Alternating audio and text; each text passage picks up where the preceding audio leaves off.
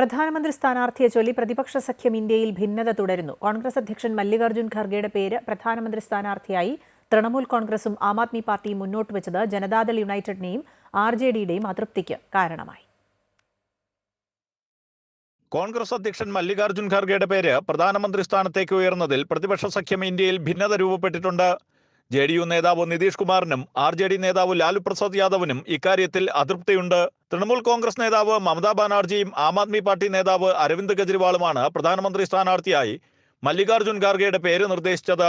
പ്രതിപക്ഷ സഖ്യം ഇന്ത്യയുടെ യോഗം അവസാനിക്കും മുമ്പ് RJDയുടെയും JDUവിന്റെയും നേതാക്കൾ മടങ്ങിയത് അതൃപ്തി പ്രകടിപ്പിച്ചുകൊണ്ടാണ്. പ്രധാനമന്ത്രി സ്ഥാനാർത്ഥിയായി നിതീഷ് കുമാറിന്റെ പേര് നിർദ്ദേശിക്കാനായിരുന്നു RJD JDU പാർട്ടികളുടെ നീക്കം. പ്രതിപക്ഷ സഖ്യം ഇന്ത്യയുടെ പ്രധാന മുഖമായി മാറുക എന്ന ലക്ഷ്യത്തോടെ നിതീഷ് കുമാർ വാരണാസിയിൽ നിന്ന് ഭാരത പര്യടനം തുടങ്ങുന്നതിന് പദ്ധതിയിട്ടിരുന്നു. അതേസമയം ഖാർഗെയുടെ പ്രധാനമന്ത്രി സ്ഥാനാർത്ഥിത്വത്തെ പിന്തുണച്ച് CPM MP വികാസ് രഞ്ജൻ രംഗത്ത് വന്നു.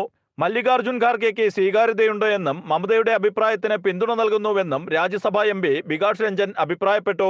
മല്ലികാർജ്ജുൻ ഖാർഗെയുടെ പേര് ഉയർന്നു വന്നതോടെ രാഹുൽ ഗാന്ധിയെ പ്രധാനമന്ത്രി സ്ഥാനാർത്ഥിയായി ഉയർത്തിക്കാട്ടാനുള്ള ഒരു വിഭാഗം കോൺഗ്രസ് നേതാക്കളുടെ നീക്കവും പ്രതിസന്ധിയിലായിരിക്കുകയാണ്. അതേസമയം ഡൽഹിയിൽ ചേർന്ന പ്രതിപക്ഷ സഖ്യം ഇന്ത്യയുടെ യോഗത്തിൽ ചർച്ചകൾ ഹിന്ദിയിൽ നടന്നതിൽ DMKയും എതിർപ്പറിയിച്ചിട്ടുണ്ട്. അമൃത ന്യൂസ്, ന്യൂഡൽഹി.